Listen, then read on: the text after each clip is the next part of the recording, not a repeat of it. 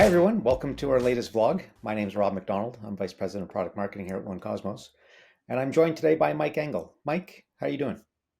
Doing great. Thanks to having me, Rob. I'm a co-founder here at One Cosmos and excited to be here on this Friday afternoon. Yeah, listen, it's always good to sit down and chat with you. And today we're going to talk a little bit about the latest cyber attack that we've seen come across the news wire this week. MGM. I think being part of the high tech world, we've all been to Vegas for various different events. I know that I've stayed in a couple of MGM resorts. Mike, why don't you tell us a little bit about what kind of your initial thoughts on it, and kind of explain what happened. Yeah, well, sadly, this has happened countless times over the past couple of years. Um, this one was a bad actor getting in through the front door by coercing some type of help desk to give out a credential. Mhm. So the rumor has it that the bad guy found out about employee information on LinkedIn, right? So you're Robert McDonald, you work at One Cosmos, and then use that information to engage with the help desk to figure out how to trick the help desk into giving them something they shouldn't have. Yeah, I think the hack is something referred to as vishing, Right. and you've touched just kind of quickly on that just now. Why don't you tell us a little bit about what vishing is, and the concept behind that, and why it's become so significant, in terms of a cybersecurity threat over the last little while? Yeah, there's a couple of ishings out there. Yeah, lots of I issues. think we all know phishing very well because we've been using email for so long. Mhm. So that's phishing, right? Mhm. Well, vishing is using your voice, using a phone call or voice over IP call to reach out to somebody and pull information from them or convince them to do something. So it's similar in emails. You get an email, you're tricked into clicking a link or changing a routing number, right? Mhm. And it's really a similar concept, just a different medium. And there's other terms for like SMS phishing. I think that's called smishing, or Yeah. I can't keep up with all the issues, but they're all the same basic principle. Yeah, all fun terms, just they That's have right. pretty serious consequences behind them. That's right. So listen, MGM is not a small organization, right? They're worth billions with a B. Do you find it surprising? And again, not to pick on MGM, but do you find it surprising something like this was, kind of happened, and that they were vulnerable to an attack such as this? It's surprising that they got impacted as badly as they did. I'm not surprised that it happened Mm, because people are fallible, right? It's yeah, just things are going to happen. Could I accidentally leave my super trusted authenticator and something sitting somewhere by accident? Of course, right? You could leave the bank vault open by mistake. yeah, But what surprised me is that it took them, I think it was 12 days to get back in operational, and that's I don't know, some serious business continuity challenges that they had there. So that part is really surprising.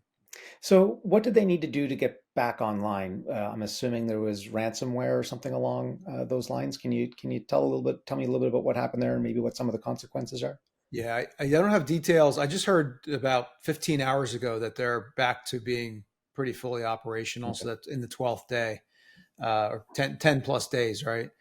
And I didn't hear that they paid the ransom, right? Caesars, on the other hand, paid double digit millions of dollars to get their systems put back online.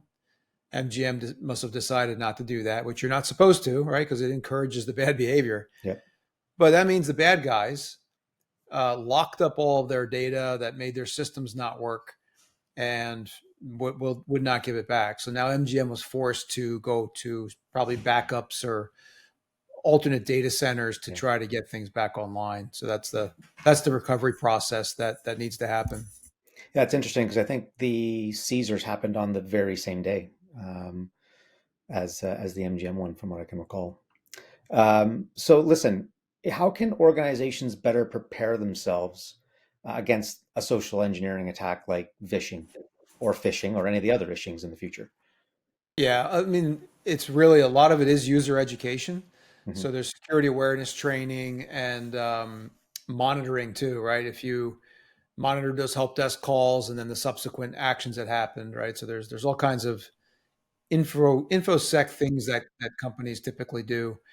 You test your systems regularly, et cetera. But one of the things that struck me about this is they said the organization did use multi-factor authentication, so username, password, plus some type of one-time code, et cetera, and they bypassed that as well. So there's probably an opportunity to shore up that part of the vector Mhm. and provide some options there that might be a little harder for bad guys to get their hands on. Yeah, for sure. Now, one of the things that pops up over your shoulder there every now and again is, know who's behind the device. So, how Oh, what? could, Really? yeah, I know. Oh, Yeah. yeah. Look at that. Look at that. Coincidentally. So how could knowing who's behind the device help companies like MGM kind of prevent these types of attacks?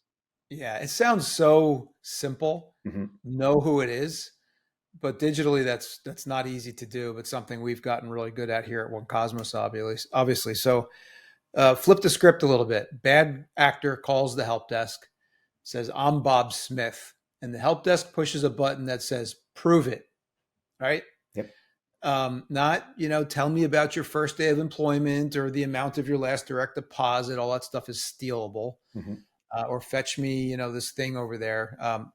But what if they had to look into a camera and match Bob's photo? Now you've upped the game quite a bit. Bad actor in this case, sitting behind their computer in Eastern Europe or wherever it was they were. I don't want to pick on Eastern Europe. I love the place. But um, now that's a much harder attack, right? Now they have to, do deep fakes or what, there's all Yeah. kinds of other things that takes it to another level. So that's something that we're seeing more companies have a lot of interest in, is a way to reach out and prove who it is that's there. Awesome. So, again, not to pick on MGM or, even Caesars for that matter, or any organization that runs into an issue like this, because it is pretty serious. But what lessons can we take from this? That organizations or individuals can learn from what happened at MGM, for what happened at Caesars, from a cyber attack standpoint to enhance their cybersecurity practices kind of going forward. Yeah. First is always keep your resume current. No, yeah, I think understanding the gaps in the authentication controls and Mhm. the password reset controls are a big deal. I'll give you an example. What if my authenticator, which many people use mobiles, they're very secure, Mhm. but there's ways now for the authentication data on here to replicate to my cloud, right, into Mhm. iCloud or Google Cloud. If that happens, you're exposing now the organization or whatever you're logging into to the cloud security. Yep. So it's only as secure then as my Google Cloud password in that example. And there are some rumors that they might have had that type of exposure, but in general, understanding that whole process of proving who you are to a help desk and ensuring that you truly know who is behind the device is one of the most important steps. And of course, training and business, having really good backups and testing them regularly and stuff is other things that lots of other companies do as well. Speaking of which, I have training I have to do today Yeah, get busy. You'll for, get yelled at. for our own certifications. So, Mike, I appreciate you coming by to tell us a little bit about the latest breach. And I look forward to having another vlog with you again sometime soon. So, thanks, Let's do everybody. that. Thank you very much.